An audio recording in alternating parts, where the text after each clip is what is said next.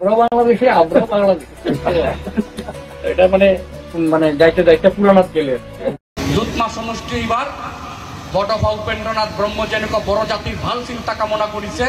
অহা দিনত বিজেপিক জিকাই পেলাই বটফাক যাতে সম্মানিত কৰিব পাৰো। बर' रायजो राजाफ्रा बिजेपिखौ देरहाहोनानै बड'फाखौ सन्मानित खालामनो हामारगोन ना थारैनो? बावैसोनो जों इलेक्सन खालामनो थांगासिनो दं। इलेक्सन नो कमप्रमाइज। थ' हेल' लोगोफोर फैलायबाय आरोना मोनसे भिडिअ'हा नोंथांमोनजों शेयार खालामलायनो होननानै जों नुगासिनो दङ दा जोंनि गेजेरावहा मानगोनां दिपेन बर' सारखौहाय जोंनि एबसुनि बेबायदि आफादगिरि महरै सायख'फिनबाय सेन्ट्रेलावहा नोंथांमोना बयबो नुखादों ससियेल मिडियाआवहा। थ' दुखु मोननाय गाबनायजों मोदै गलायलायदों आरोना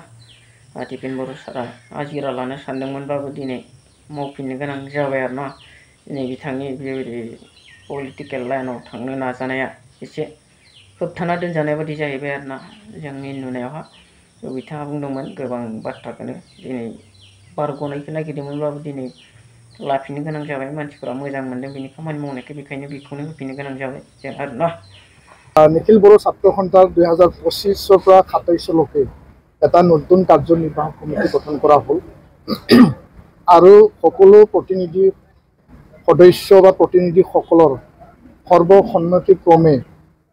পুনৰবাৰ মোক দায়িত্ব ন্যস্ত কৰা হৈছে। মই বহুতো তেওঁলোকক বিনম্ৰতাৰে আহ্বান জনাইছিলোঁ, ৰিকুৱেষ্ট কৰিছিলোঁ আৰু মই কৈছিলোঁ যে সময়ৰ কাম সময়ত কৰিব লাগে আৰু নতুন নেতৃত্ব নতুন প্ৰজন্মক দায়িত্ব দিব লাগে। তৎসত্ত্বেও প্ৰতিনিধি সভাই চূড়ান্ত সিদ্ধান্ত চূড়ান্ত ৰায় নিখিল বড়ো ছাত্ৰ সন্থাৰ সভাপতি ৰূপে মোক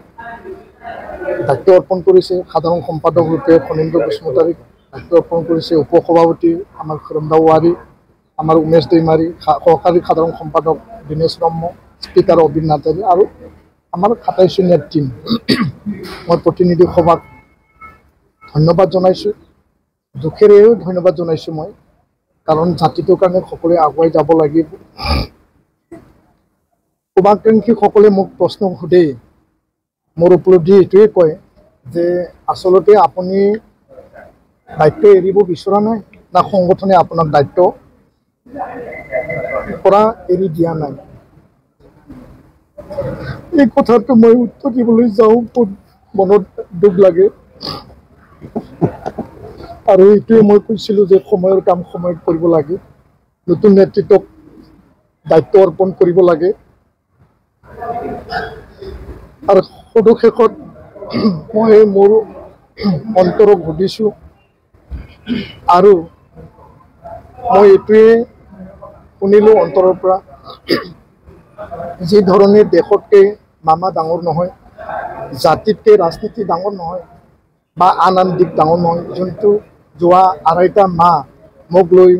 সংবাদ মাধ্যমত বিভিন্ন মহলত বহুতো চৰ্চা আলোচনা বিলোচনা হৈছিল। সংগঠন এৰি অকল ৰাজনীতিয়ে কৰিব লাগে, ৰাজনীতিয়ে একমাত্ৰ উদ্দেশ্য তেনেকুৱা নাছিল বা নহয়,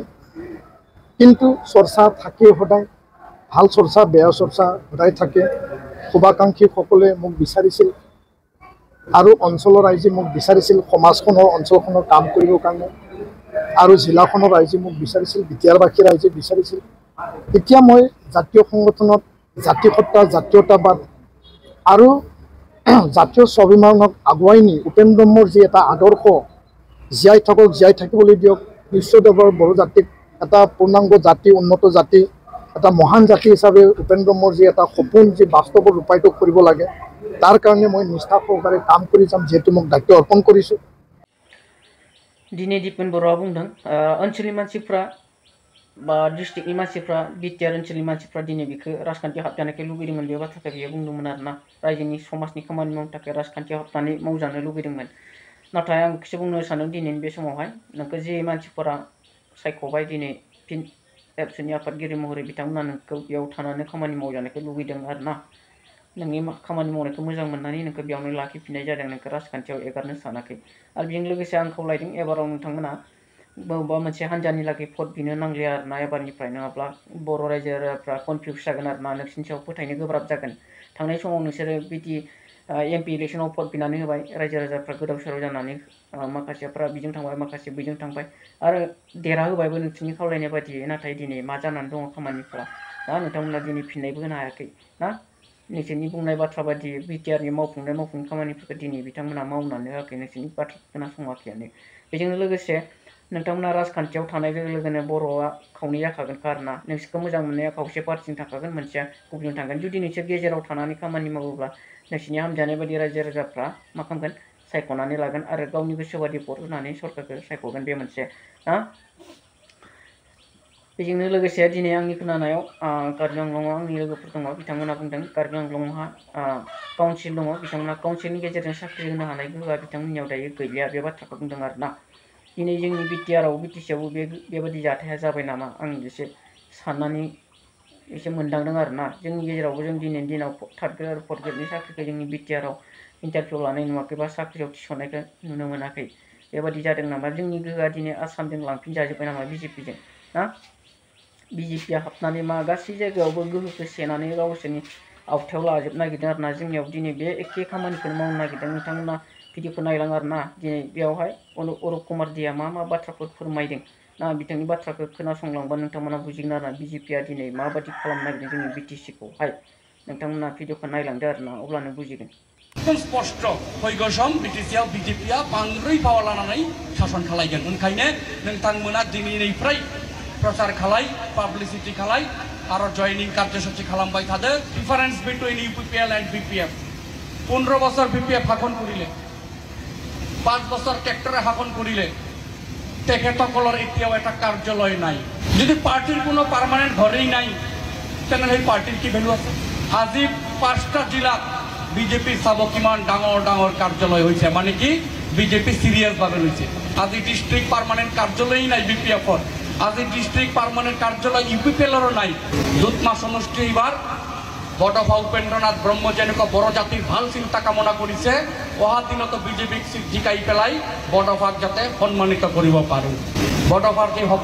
এই সপনবিলাক যাতে বিটিআৰত এটা এটাকে যাতে হাতকৰিত হয় বা এটা এটাকে যাতে সম্পূৰ্ণ হয় এইটো বিজেপি চৰকাৰেই কৰিব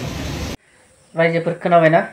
अरुप कुमार देआ मा बुंदों थारैनो बिजेपिया बड'फानि लुबैनाय बायदि खामानि मावना होगोन ना दिनै बिनि बुंनाय बायदिब्ला बड'फानि साननायखौ जाफुंहोनोब्ला बिजेपिनो भट बिजेपिया मावफुंना होगोन बे बाथ्राखौ बुंदों नोंथांमोना फोथायगोन ना गुबुन हारिया बर'नि लागै बायदि मावना होगोन होननानै बुंनायखौ बेजों लोगोसे रन्जित बसुमतारी EM बिथाङा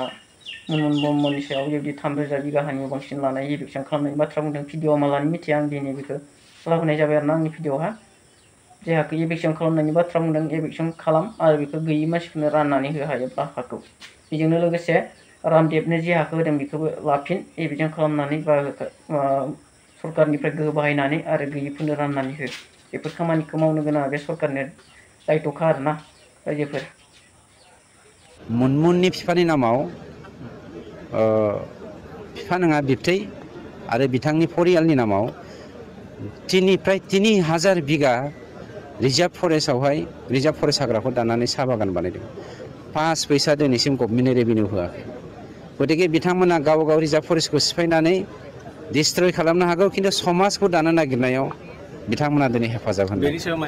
बावैसोनो जों इभिकसन खालामनो थांगासिनो दं इभिकसन नो कम्प्रमाइज